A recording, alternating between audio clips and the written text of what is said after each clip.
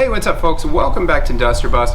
My name is Marcos. Today we're going to be talking about performance valve modification. So things that you can do at home to get a little bit more power out of your engine. So what got me down this journey was there was a really good video from Uncle Tony's garage about a year ago. So thanks for that, Uncle Tony. And basically it talked about, and I think it was titled free power tricks or basically something like that. So I'll link it down below. So basically what it talked about is things that you can do at home to get a little bit more power out of your engine. So what can you do to increase the flow in and out of the engine?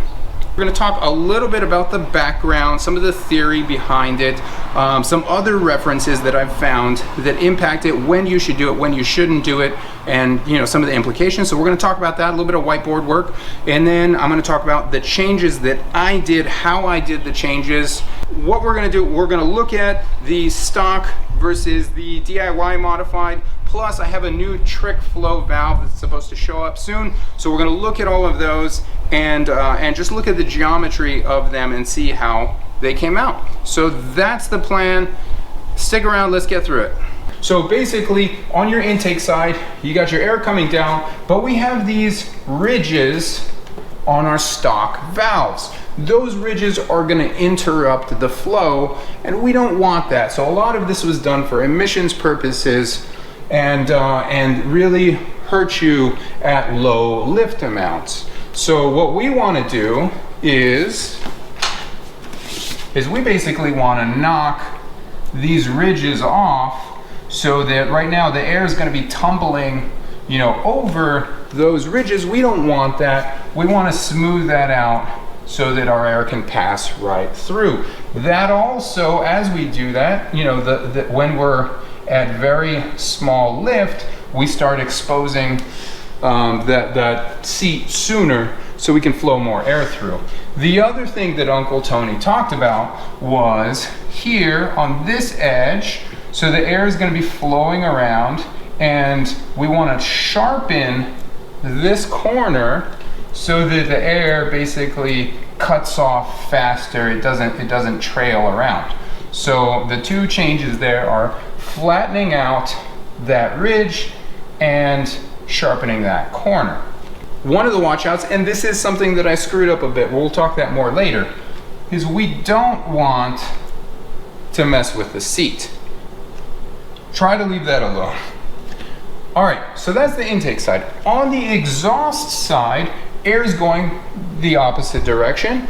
We also want to cut that off. For the same reason, under low levels of lift, gap's going to be more exposed so you can flow air faster.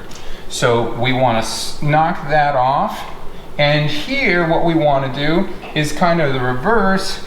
We want to round this out so that it removes air turbulence here and helps with the air being able to follow around.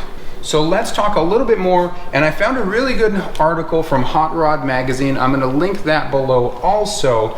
And what that did was it talked about actual benchtop tests that were done with various engines and where they saw improvements. So let's talk a little bit about this zoomed in image. We have the margin, which is basically the chunk that's flat on before you get to the seat. We don't want to touch the margin. That is there for heat dissipation and just the thermodynamics of the valve. We can sharpen that edge or round the edge a little bit, but we don't want to be changing the overall, big changes to the mass.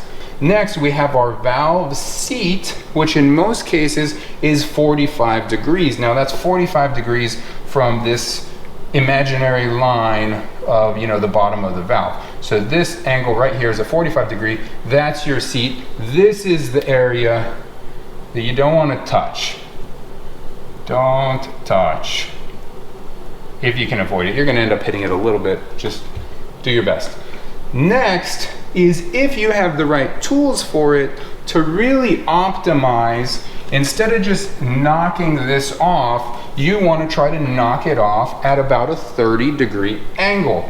So this is what it seems like most of the pros do, is they come in, so this is, originally that ridge, they come in with a 30-degree cut, and they just cut that off at 30 degrees and then, flow it into the top. In some cases, it makes a big difference under low levels of lift. So street cams versus race cams, where this is going to make a difference at peak or high levels of lift, then this doesn't really matter, right? Because you're open, you have this huge open space. It's really under low levels of lift that this is going to make a difference. When we're in, call it this range, this is where we get an improvement. And it's twofold, right? You get it on the front end and on the back end. A roller cam is going to be able to have more aggressive ramp ups than a flat tappet. A flat tappet like what I have, the ramp up time is longer on a flat tappet, so this is more impactful.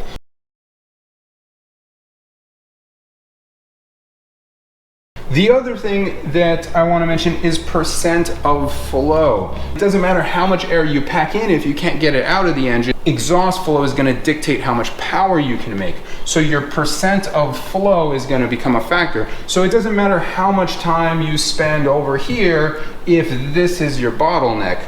I don't think that's a reason to not work over here. I think it just emphasizes the need to do the work on the exhaust side as well. So for me, I'm gonna round these out a little bit. I'm gonna knock that edge off, and I have some headers, and I have a free-flowing exhaust that's gonna hopefully help me flow on the back end so that I can take advantage of some of these intake modifications. But the main takeaway here is I'm gonna share that I should have done a better job, and if you have the right tools for it, do your best to leave the margin alone, don't touch the face, and if you can come in and just knock this edge off at about a 30-degree angle, that's really what you want to do. All right, so I do want to talk about the actual milling work here. So I just got this set up in my drill press, but this is really more of a how not to do it video. Basically what happened was I just got so caught up thinking about flow and smoothing it that I just straight up forgot about not touching the seat. It did come out pretty though. All right, so let's take a look at our results here at our stock valve, our DIY modified valve, and our trick flow valve that just showed up. So starting out with our stock valve, you see that big ridge on there. You see that margin there on the side? That's what we don't want to touch that either. Then you see our 45-degree slope up on that seat.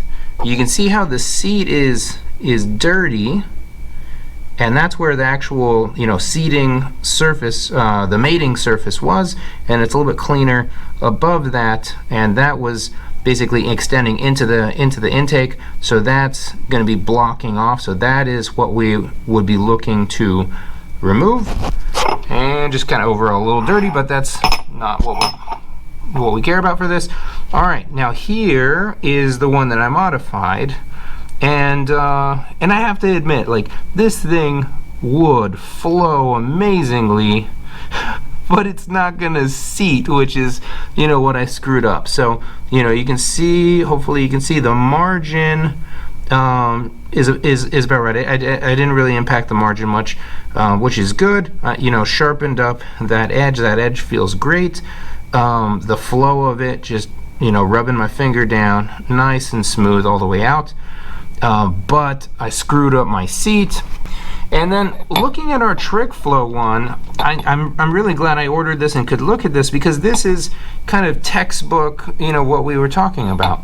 So we have our margin, you have your 45-degree seat, and then you see a second, a second cut in angle there.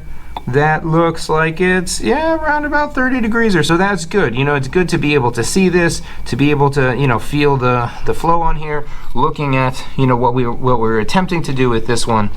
And so that's it. So don't do this part of it. Don't mess up the seat. But in general, here's a look at the three of them. Okay, so I screwed that one up a little bit, but that's okay. So for me, to be perfectly honest, the main goal is to learn about stuff for me.